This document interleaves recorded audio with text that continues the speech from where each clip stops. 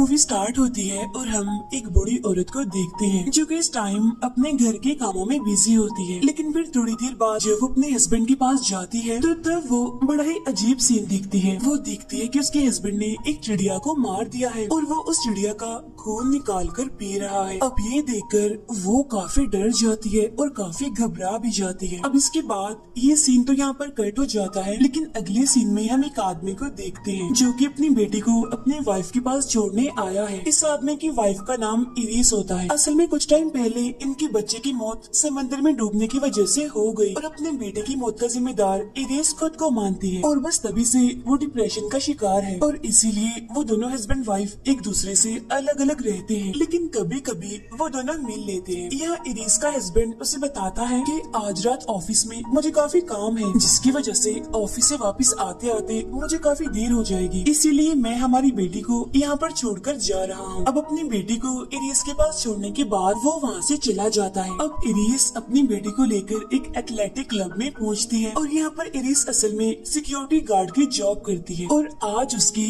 Night shift होती है। Iris यहाँ पर अपनी बेटी को बास्केटबॉल वाले हॉल में लेकर आती है और वो उसे कहती है कि तुम यहीं पर ही खेलना और कोई शरारत मत करना और यहाँ से बाहर भी मत जाना। ये बातें करते हुए वो अपनी बेटी को एक मोबाइल भी देती है ताकि वो उस क्लब में लगे सीसीटीवी कैमरा को मॉनिटर कर सके, या अगर उसकी बेटी को कोई भी प्रॉब्लम हो तो वो अपनी मदर यानी कि इरिस से कांटेक्ट कर सके। इसके बाद इरिस उसे वहीं पर ही छोड़कर वहाँ से चली जाती है, यानी यहाँ पर वो दोनों माँ बेटी एक दूसरे से अलग अलग हो जाती है। इरिस के जाने के बाद उसकी बेटी वहीं पर खेलने लगती है और खुद इरिस सीसीटीवी रूम में जाकर उन्हें मॉनिटर करने लगती है। फिर कुछ देर बाद इरिस की बेटी उसे याद करवाती है, मामा आज का दिन आपको याद है, आज मेरे भाई की बर्थडे है, यानी इरिस की उस बच्चे की जिसकी डेथ हो गई है। अब ये जानकर इरिस काफी दुखी हो जाती है। तभी इरिस को क्लब के बाहर से अजीब तरह की आवाजें आने लगती है और जैसे ही वो बाहर झांक देखती है तो वहाँ पर एक आदमी होता है जो किसी दूसरे आदमी को बड़े बुरे तरीके से मार रहा होता है। अब ये देखकर इरिस काफी डर जाती है और घबरा भी जाती है, इसीलिए वो फौरन बाहर बैठे हुए गार्ड को फोन करती है और इस बारे में इन्फॉर्म करती है। तभी सुनकर वो गार्ड इरिस को बताता है कि आप फिक्र मत कीजिए, मैंने इस बारे में पुलिस को इन्फॉर्म कर दिया है। अब यहाँ पर इरिस को अपनी बेटी की फिक्र होने लगती है, इसीलिए वो जल्दी से उसे बास्केटबॉल वाले हॉल में आ जाती है, यानी जहाँ पर वो अपनी बेटी को छोड़कर गई थी। लेकिन यहाँ आकर वो देखती है कि उसकी बेटी तो यहाँ पर है ही नहीं। इरिस उसे हर जगह ढूंढने की कोशिश करती है, लेकिन उसकी बेटी उसे कहीं भी दिखाई नहीं दे रही थी। लेकिन तभी अचानक से इरिस देखती है कि कोई अजीब सा आदमी क्लब में घुस गया है, इसीलिए इरिस उस आदमी को क्लब से बाहर निकलने का कहती है, लेकिन वो उसकी बात नहीं सुनता और वो भी भागकर उसी हॉल में आ जाता है। अब यहाँ पर हम इस आदमी को देखते हैं जो कि नॉर्मल तो बिल्कुल भी नहीं लग रहा था, बल्कि वो इन्फेक्टेड लग रहा था और वो बिल्कुल ऐसे बिहेव कर रहा था जैसे वो कोई ज़ॉम्बी हो, क्योंकि वो तेजी से भागकर इरिस के पास आता है और उस पर हमला करने की कोशिश करता है। लेकिन इरिस एक स्केटिंग बोर्ड से उसे मारती है और उसे जख्मी करके नीचे गिरा देती है। लेकिन वो आदमी दोबारा से उठता है और एक बार फिर से वो इरिस के पीछे भागने लगता है। अब इस वजह से इरिस काफी डर जाती है और जल्दी से ही वहाँ से वो निकल जाती है। वो एक रूम में आ जाती है और वहाँ के दरवाजे को अच्छे से वो बंद कर लेती है। फिर इरिस डोर के हॉल से बाहर देखती है जहाँ पर बहुत सारे लोग अजीब तरह से इधर उधर भाग रहे थे, साथ ही साथ वो सिक्योरिटी गार्ड भी वहाँ पर मरा हुआ पड़ा था। अब ये देखकर इरिस और डर जाती है। वो फौरन से सीसीटीवी कैमरास को चेक करती है ताकि उसकी बेटी को जल्द से जल्द ढूंढा जा सके और तभी उसे एक रूम में अपनी बेटी नजर आ जाती है। इसीलिए इरिस फौरन उस रूम में लगे हुए फोन पर कॉल करती है, जहाँ उसकी बेटी भी कॉल पिक कर लेती है। यहाँ इरिस अपनी बेटी से कहती है कि बेटा मेरी बात गौर से सुनो, तुम्हें डरने की कोई भी जरूरत नहीं है, बस मेरी बेटी तुम उस रूम को अच्छे से लॉक करके रखना, बहुत जल्द मैं तुम्हें वहाँ से निकाल कर ले जाऊंगी। अभी इरिस अपनी बेटी से बात कर ही रही होती है कि तभी अचानक से सीसीटीवी रूम के बाहर किसी के कदमों की आहट सुनाई देती है, इसीलिए इरिस जल्दी से टेबल के नीचे छुप जाती है। बाहर असल में वही आदमी होता है जिसने पहले भी इरिस पर हमला करने की कोशिश की थी। लेकिन तभी अचानक से वहाँ पर एक बिल्ली आ जाती है, जिसे फौरन ही वो आदमी पकड़ लेता है और उसे जान से मार डालता है और उसका खून पीने लगता है। अब मौका देकर इरिस वहाँ से भागकर दूसरे रूम में आ जाती है। यहाँ आकर भी वो सीसीटीवी कैमरास को चेक करने लगती है, जहाँ वो देखती है कि उसकी बेटी जिस रूम में है उसके बाहर एक इन्फेक्टेड औरत है, यानी कि एक ज़ॉम्बी औरत, जो कि उस दरवाजे को तोड़ने की कोशिश कर रही है। अब ये देखकर इरिस और डर जाती है और अब यहाँ पर वो कुछ टाइम पहले की फुटेज को देखने लगती है, जहाँ उसे पता चलता है कि पूरे शहर में ये वायरस फैल चुका है, यानी कि ज़ॉम्बी वायरस, जिसकी वजह से लोग तेजी से ज़ॉम्बीज बन रहे हैं। और जब ये ज़ॉम्बीज किसी दूसरे इंसान को काटते हैं तो 32 सेकंड्स के लिए वो बिल्कुल नॉर्मल हो जाते हैं, यानी कि रिलैक्स हो जाते हैं, यानी कि वो इस टाइम में कोई भी हरकत नहीं करते। लेकिन जैसे ही 32 सेकंड्स गुजरते हैं तो वो दोबारा से ही हमला करना शुरू कर देते हैं। अब इरिस को हर हाल में ही अपनी बेटी को उन ज़ॉम्बीज से बचाना था, लेकिन ये ज़ॉम्बीज तो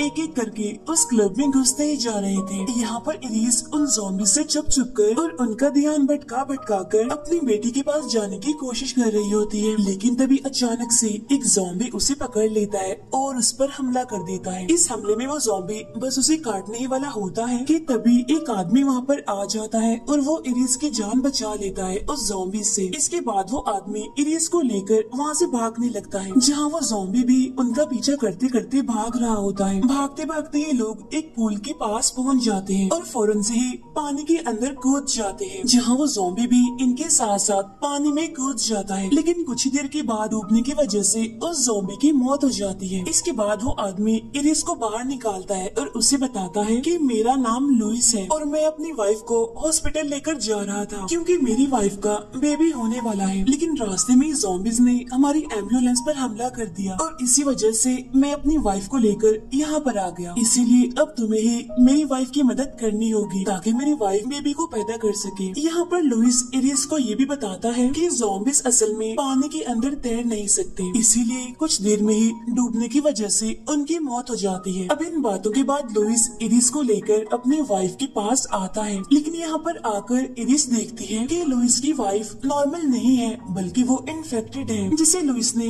चेयर से बांधा हुआ था। यहाँ पर लुइस की वाइफ एक खतरनाक ज़ॉम्बी में बदल गई थी। अब ये देखकर इरिस इतना घबरा जाती है कि वो हेल्प करने से साफ इनकार करती है और वहाँ से भागने लगती है। और तब इस वजह से लुइस को काफी गुस्सा आता है, इसीलिए वो बातों ही बातों में इरिस से कहता है कि अगर तुम्हारी बेटी ज़ॉम्बी बन जाती तो तब तुम क्या करती, तब तुम उसकी भी हेल्प ना करती क्या? तब ये सुनकर इरिस हैरान हो जाती है और वो उससे पूछती है कि तुम मेरी बेटी के बारे में कैसे जानते हो? तब ये सुनकर लुइस कहता है क्योंकि तुम्हारी बेटी मेरे पास है, मैंने असल में उसे छुपाया हुआ है और बचा कर रखा हुआ है इन ज़ॉम्बीज से। इसीलिए इरिस सोच लो, अगर तुम मेरी मदद करोगी तो तब मैं तुम्हारी मदद भी कर दूंगा। और तब यहाँ पर इरिस ना चाहते हुए भी मजबूर होकर उसकी बात मान लेती है, यानी वो उसकी वाइफ की मदद करने के लिए तैयार हो जाती है। ये लोग लुइस की वाइफ को लेकर एक सेफ रूम में जा रहे होते हैं, लेकिन तभी अचानक से इरिस की नजर अपने हस्बैंड पर पड़ती है, जो कि वही हॉल में ही पड़ा हुआ था।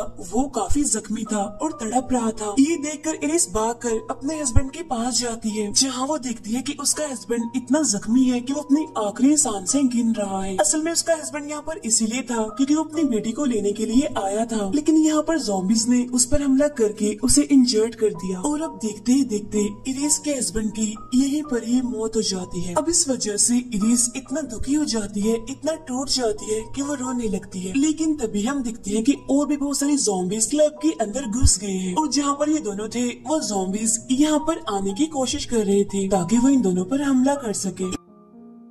यहाँ लुइस इस जगह पर बहुत सारा स्मोक फैला देता है, जिससे वो ज़ॉम्बीज उन्हें नहीं देख पाते और वो लोग एक सेफ जगह पर चले जाते हैं। लेकिन यहाँ पर भी एक ज़ॉम्बी होती है जो कि लुइस की वाइफ का पेट काटने की कोशिश करती है, लेकिन इरिस उस ज़ॉम्बी का ध्यान भटका कर लुइस की वाइफ को एक रूम में ले जाती है, जहाँ पर वो दोनों लुइस की वाइफ की मदद करते हैं और वो यहाँ पर एक बेबी को पैदा करती है। लेकिन तभी अचानक से लुइस की वाइफ लुइस पर हमला कर देती है और वो फौरन ही उससे अपना बच्चा छीन लेती है। इसके बाद वो अपनी बेबी को भी काटने की कोशिश करती है, इसीलिए लुइस को मजबूरन ना चाहते हुए भी अपनी वाइफ को शूट करके मारना पड़ता है। इसके बाद इरिस लुइस से पूछती है कि अब मैंने आपकी हेल्प कर दी है, इसीलिए अब आपकी बारी है मेरी हेल्प करने की, तो चलिए बताइए मेरी बेटी कहाँ है, किस रूम में है? तब इस पर लुइस उसकी बात का जवाब देता है और उसे बताता है कि तुम्हारी बेटी बॉइलिंग रूम में है। और तब लुइस डर डर कर अपनी बेटी को ढूंढने के लिए आगे बढ़ती है और फिर वो किसी तरह बड़ी मुश्किल से फाइलिंग रूम तक पहुंच जाती है। यहाँ आकर वो दिखती है कि इस रूम में उसकी बेटी का बैग पड़ा हुआ है। साथ ही साथ यहाँ आसपास बहुत सारा खून भी फैला हुआ था। लेकिन तभी अचानक से इरिस की नजर आग पर पड़ती है, जहाँ आग में एक लड़की की डेड बॉडी पड़ी हुई थी जो कि पूरी तरह से जल रही होती है। अब ये देखकर इरिस काफी दुखी हो जाती है और रोने लगती है, क्योंकि उसे ये लग रहा था कि ये डेड बॉडी उसकी बेटी की ही है। इसके बाद इरिस वहाँ पर पड़ी हुई एक गन उठा लेती है। फिर वो खुद को शूट करके सुसाइड करने वाली होती ही है कि तभी उसे वहाँ पर एक चूहा दिखाई देता है, जो कि एक रूम का दरवाजा खुला होने की वजह से अंदर चला जाता है। इसीलिए अब इरिस भी उसके पीछे पीछे जाती है, जहाँ उसे उस रूम में उसकी बेटी मिलती है। यानी इसका मतलब ये था कि उसकी बेटी अभी जिंदा थी। उसे जिंदा देखकर इरिस काफी खुश होती है और उसे गले से लगा लेती है। दोनों माँ बेटी एक दूसरे से मिलकर काफी खुश हो जाती है और ये सीन काफी इमोशनल होता है। इसके बाद वो अपनी बेटी को लेकर वहाँ से जाने लगती है, लेकिन वहाँ हॉल में बहुत सारे ज़ॉम्बीज़ थे जो कि वहाँ पर खड़े हुए थे,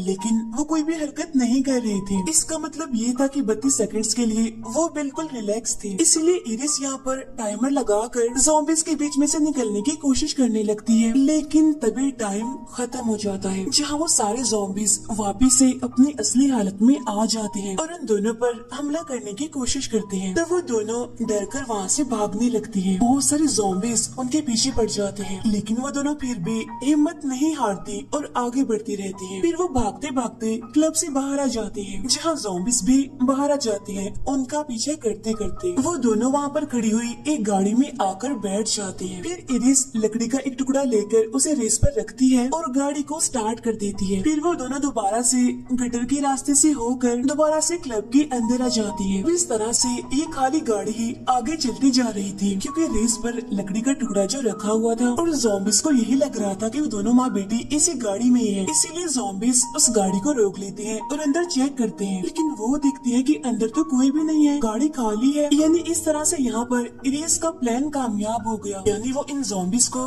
धोखा देने में सक्सेसफुल ही रही। इसके बाद हम इरिस और उसकी बेटी को देखते हैं, जो कि क्लब के अंदर होती है और आगे बढ़ रही होती है। जहाँ कुछ आगे जाने के बाद उन्हें लुइस मिलता है, जो कि काफी बुरी हालत में था। यहाँ इस टाइम लुइस के पास उसका बच्चा भी होता है। यहाँ पर लुइस इरिस को बताता है कि बाहर समंदर के पास मेरी एक बोट खड़ी हुई है, जिसके जरिए तुम यहाँ से भाग सकती हो, इस मुसीबत से निकल सकती हो। बस किसी तरह तुम यहाँ से निकलकर बोट तक पहुँच जाओ और बस फिर तुम बोट में बैठकर यहाँ से निकल जाना। अभी लुइस उसे ये बातें बता ही रहा होता है, तो तभी अचानक से वहाँ पर वही वाला ज़ॉम्बी आ जाता है, यानी जो मूवी के स्टार्ट से ही इरिस के पीछे पड़ा हुआ है। यहाँ पर इरिस उस ज़ॉम्बी को मारने की कोशिश करती है, लेकिन वो ज़ॉम्बी उसे ही नीचे गिरा देता है। लेकिन जैसे वो ज़ॉम्बी इरिस पर हमला करने की कोशिश करता है, तो इरिस की बेटी एक स्टेपल गन उठाती है और वो उस ज़ॉम्बी को शूट करके मार देती है। इसके बाद वो दोनों दोबारा से उठती हैं और लुइस के पास जाती हैं, लेकिन वो देखती हैं कि लुइस अब मर चुका है। फिर इरिस उसके बच्चे को उठाती है और ये दोनों